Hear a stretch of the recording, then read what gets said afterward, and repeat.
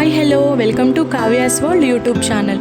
Today నేను గోంగూర chicken చేయబోతున్నాను. దానికోసం బాగా కడిగి శుభ్రం చేసుకున్న గోంగూర 1 కప్ అండ్ కడాయి స్టవ్ మీద పెట్టుకొని అందులో ఒక స్పూన్ ఆయిల్ వేసుకొని హీట్ ఎక్కాక అందులో ఈ గోంగూర వేసుకొని మనం పచ్చడికి ఎలా అయితే ముందే ప్రిపేర్ చేసుకుంటామో కన్సిస్టెన్సీ అలాగే గరిటెతో చిన్నగా కలుపుతూ ఆ కన్సిస్టెన్సీ వచ్చే వరకు వేయించుకోవాలి. స్టవ్ అయితే లో ఫ్లేమ్లోనే ఉండాలండి. హై ఫ్లేమ్ పెడితే మాడిపోతుంది అండ్ టేస్ట్ కూడా మారిపోతుంది.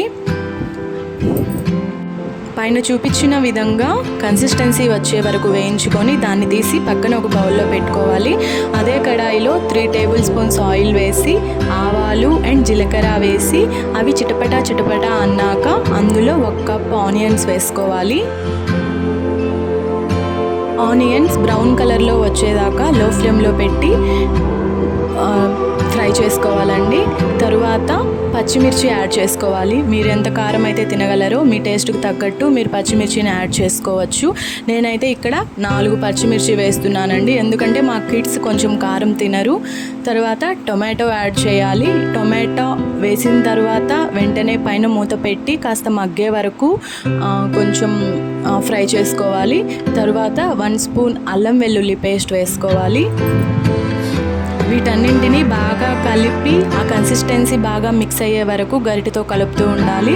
తరువాత వెంటనే మూత పెట్టి కాసేపు వాటిని మగ్గనివ్వాలి. మాకైతే కరివేపాకు చెట్టు ఉందండి. ఎప్పుడు కూర చేస్తానో అప్పుడే వెళ్ళి ఫ్రెష్గా కరివేపాకు అయితే కోసుకొని వచ్చుకుంటాము. సో తర్వాత కరివేపాకు వేసేసుకోవాలి. తర్వాత కన్సిస్టెన్సీ కొంచెం చిక్కగా ఉందని నేను కొంచెం వాటర్ యాడ్ చేస్తున్నాను. ఇది మీరైతే స్కిప్ చేయొచ్చు.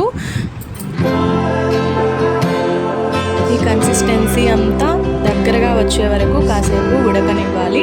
అలాగే మనం ముందుగా చికెన్ని నిమ్మరసం పసుపు వేసి శుభ్రం చేసుకుంటే కర్రీ చేసేటప్పుడు మనకి స్మెల్ అనేది రాకుండా ఉంటుంది. అండ్ ఆ కన్సిస్టెన్సీకి తగినంత ఉప్పు పసుపు కారం యాడ్ చేసుకొని బాగా గరిటెతో కలబెట్టి అండ్ కాసేపు మగ్గనివ్వాలి. నేనైతే ఈ కర్రీని ఫస్ట్ నుంచి లాస్ట్ వరకు లో ఫ్లేమ్లోనే పెట్టి చేస్తున్నానండి. లో ఫ్లేమ్లో పెడితేనే మనకి టేస్ట్ చాలా బాగుంటుంది. కడిగి శుభ్రం చేసుకున్న చికెన్ అయితే యాడ్ చేసేసాను. యాడ్ చేశాక దాన్ని బాగా కలిపి ఆ కన్సిస్టెన్సీ అంతా ఆ చికెన్కి పట్టేలా కలుపుకోవాలి. వాటర్ ఏం యాడ్ చేసుకోవాల్సిన అవసరం లేదండి, ఎందుకంటే చికెన్ ఉడికేటప్పుడు అందులో నుంచి వాటర్ కొంచెం మనకి బయటకు వస్తాయి. సో నేనైతే వాటర్ ఏం యాడ్ చేయలేదు. కావాల్సిన వాళ్ళు ఉప్పు కొంచెం చూసుకొని మళ్ళీ సరిపడా ఉప్పునైతే యాడ్ చేసుకోండి.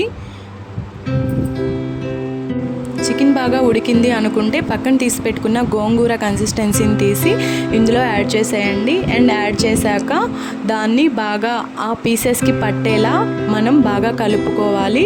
అండ్ కాసేపటి తర్వాత మూత పెట్టండి. అంతే, గోంగూర చికెన్ రెడీ. నాకు మా హస్బెండ్కి అయితే చాలా బాగా నచ్చిందండి. మీరు కూడా ఒకసారి ట్రై చేయండి. చాలాసార్లు అనుకున్నాను చేయాలని, బట్ కుదరలేదు. టుడే అయితే కుదిరింది. Thank you, bye.